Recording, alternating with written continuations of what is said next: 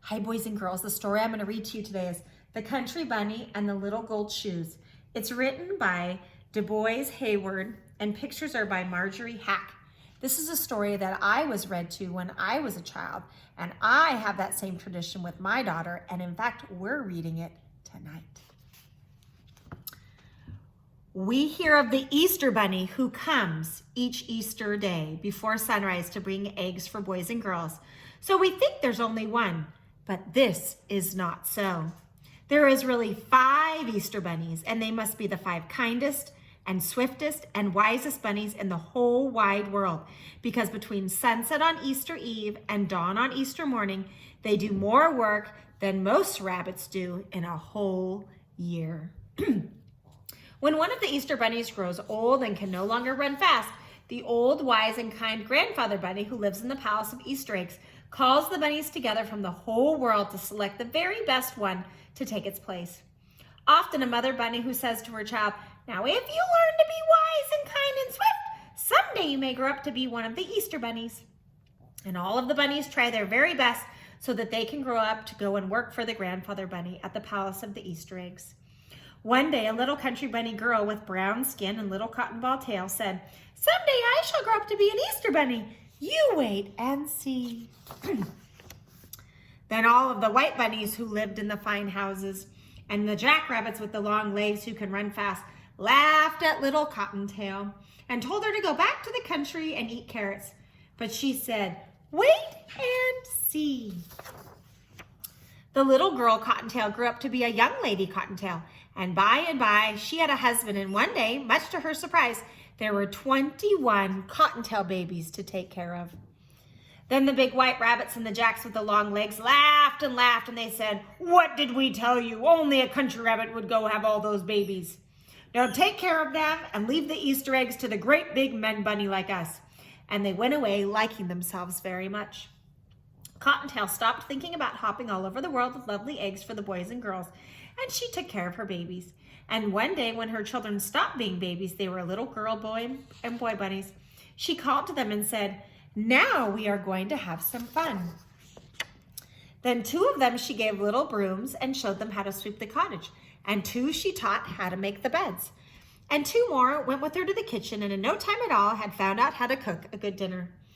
And with that went 2 little dishwashers that made the glasses shine like crystal, and 2 had little wash tubs full of soap suds, and they washed all the linens, and 2 did the sewing and mending. 2 had the sweetest voices and were taught to sing, and 2 more to dance, as they amused all the others while they worked and were gay and happy. 2 others were soon digging in the garden, and 2 she gave paints and crayons so they could make pretty pictures on the walls. And when Mother Cottontail had given out all the tasks, she looked around and there was only one little boy bunny left. And he was sad and lonely. Then Mother Cottontail said to him, "You are the most polite of all my children, so I shall make you my keeper of my chair. And whenever I come to dinner, you shall seat me politely at the table." Then one day when the other rabbits were half grown up, she heard great talk among the wood rabbits. And when she asked what it was about, they said, "Haven't you heard? One of the 5 Easter bunnies has grown too slow, and we are all going to the palace of Easter eggs to see the old grandfather pick out a new one to take his place." So she called little Cottontail, and they all set off to the palace for some fun. But the mother was sad because she thought now she was nothing but an old mother bunny, and she could only look on. And that big, handsome white rabbit with the long-legged jacks would be chosen. When she came to the palace of Easter eggs, there were bunnies everywhere on the great lawn, and the ones that hoped to be the Easter bunny stood together, and all the others looked at them and clapped their paws. Then the big front door opened, and the old, wise, and kind grandfather came out slowly. He told the biggest and those with the longest legs to show what they could do. They jumped and ran and showed him their pretty white fur, and they were all fast and clever. But he still did not pick one. And he said to them, "You are pretty and you are fast, but you have not shown me that you're either kind or wise." Then his kind old eyes looked everywhere, and at last they rested on little Mother Cottontail, where she stood with her children around her, and he called her to come up to the palace steps. So she took her 21 children and went up and stood before him. And when he spoke, his voice was so kind that it didn't frighten her at all. And he said, "What a large family you have, my dear. I suppose they take all of your time." But she said, "When they were babies, that was so. But now they're so well trained that they do most of the work for me." "Ah," he said, smiling, "you must be very wise to train so many children so well. But tell me, do they always look so happy, and do they always hold their ears up so prettily?" "Indeed they do," she answered. "We never have a tear or a cross word in our little country cottage. And if I do say myself, they do carry their ears better than most bunnies." "Then," he said, patting the nearest bunny on the head, "you must be very kind indeed to have such a happy home. It is too bad that you have no time to run and grow swift, as I might then have made you my 5th Easter bunny." At that, Mother Cottontail started to laugh, and then she whispered to the little bunnies, and every rabbit on the lawn looked to see what would happen. And the old grandfather leaned forward to watch, and suddenly all 21 of the children raced away, and Cottontail dashed after them. In no time at all, she had them back again in front of the palace. Then the old, kind, wise grandfather bunny said, "I see that you are swift also. It is too bad that you could not go to carry my eggs, because you will have to stay home to take care of your children." Mother Cottontail nodded her head to the little ones, and they formed a line and bowed low to the grandfather. Then she stepped in front of them and said, "They take better care of the house than I." Then she called them up 2 by 2, and as she put her hands on their heads, each pair said, "These are my sweepers. They keep the cottage clean as your hand. These make the beds without wrinkles. These cook my dinner. These wash the dishes. These tend the garden. These wash and dry all the clothes. These do the mending. These sing and dance and keep us merry while we work. These are learning to paint pretty pictures for our walls. And this littlest one of all always pulls out my chair for me when I sit at the table. So you see, I can leave to take care of the house for them till I come home." Then the old, kind, wise grandfather said, "You have proven to not only be wise and kind and swift, but also very clever." That means smart. "Come to my palace tomorrow afternoon, for it is Easter Eve, and you shall be my 5th Easter bunny." The next evening, Cottontail knocked on the big door to be admitted to the palace. There she stood in her funny country clothes, but none of the other 4 Easter bunnies laughed, for they were very wise and kind and knew better. This was always my favorite page when I was growing up. They showed her all over the palace from room to room, all piled high with eggs of gold and silver and eggs that glittered like snow, chocolate eggs, marshmallow eggs, eggs for rich children, eggs for poor children, for children who were sick and children who were well all over the world. Then, as she stood in the dark, it was dark enough for the children to be asleep all over the world. The old, wise, kind grandfather gave the word, and the 5 bunnies set off to work as fast as they could. First one, then another would take another large egg or a pretty little basket, and in a single hop would be out of the palace and away out of sight. And then in a moment, he'd be back again, and before you could say Jack Robinson, he would have whisked away again. Slowly, the night wore on, and the bunnies began to look tired, and they kept returning for more and more eggs. And the palace, glittering piles, grew smaller and smaller. Poor little Cottontail was very tired, for this was the first time she had ever gone so far or so fast in her life, and she was beginning to hope that it would soon take the little basket that was set aside for her own children and could go hopping home, when the old, wise, kind grandfather called to him. When she closed the door, when she went close, she saw that he was holding his hand, the loveliest egg she had ever seen. It glittered like a diamond. "Peek through it, and you shall see," he said. So she peeked.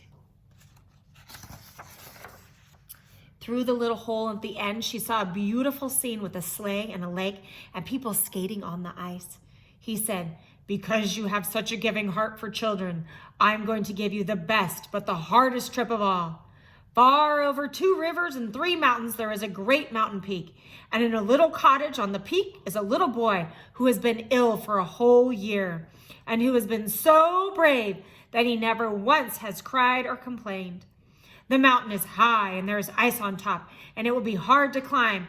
But if you get there, you will give more happiness than any other Easter bunny. Cottontail picked up the egg very gently and went hopping on her journey. She crossed the first river and then yet another until at last she reached the highest mountaintop of all.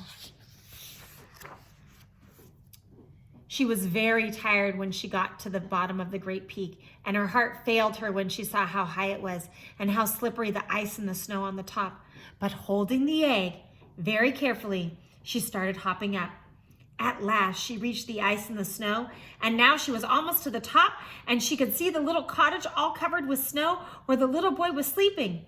And then a terrible thing happened. Okay, make your prediction right now. What terrible thing do you think is going to happen? Okay, let's read and find out. Her foot slipped and downward she flew in the snowdrifts, and she left the ice and snow, and rolling and bouncing against the stones, she felt the air get warmer. Down she went and crashed through a thicket of budding laurel, rolled across the pasture, and finally struck against a tree of a great apple tree that was getting ready to bloom for Easter. And there she lay with the egg still safely clutched in her paws, but with a great pain in her leg. She tried to rise again because she saw a lovely pink light in the sky, and she knew that in a few more minutes it would be day and the little boy would be sad if he did not get his Easter egg to him. But the pain was so bad she fell down, and then she felt something touch her shoulder, and she looked up, and there, right before her, way off in the distance was, make your prediction, what do you think is going to be there? Let's find out. In the distant land was the old, wise grandfather bunny. And he smiled at her and said, "You are not only wise and kind and swift, but you are also the bravest of all of the bunnies. And I shall make you my very own gold shoe Easter bunny." He reached over, and she saw for the first time that he was holding a tiny pair of gold shoes in his hand. And she bent down and put them on her feet, and suddenly all the pain left her leg, and she stood up and picked up the precious egg. And then before she knew what was happening, she felt a sudden motion and found herself flying high in the air. Over the pasture she flew, over the laurel, over the stones, until at last, when she landed, she looked back and she saw that one single jump had carried her halfway up the mountain. And then she jumped again. And then she saw the cottage door, and quickly she squeezed through the tiny crack that had been left open, just in case the bunny did come all that way. And in the hand of the beautiful sleeping boy, she placed the egg. Just then, the Easter morning sun rose over the edge of the world, and she jumped quickly back to the palace where she found her little Easter basket for her own little bunnies, and she hopped back home to give them to Happy Easter. Mother Cottontail found that the garden was tended. And sure enough, just like she had said, everything was in order. The floors were swept, and there were 2 lovely new pictures painted and hanging on the wall. The dishes were washed and shown in the cupboard. The clothes were washed and mended and nicely hung. And her 21 children were all sound asleep in their little beds. And the little house of Mother Cottontail can always be told from the homes of all the other bunnies, because in a special place on the wall, on a very special hook, hangs a pair of very tiny little gold shoes. And that's the story of the country bunny and the littlest golden shoe. I hope you enjoyed this story as much as I enjoyed it as a kid, and as an adult, I still do. Happy Easter!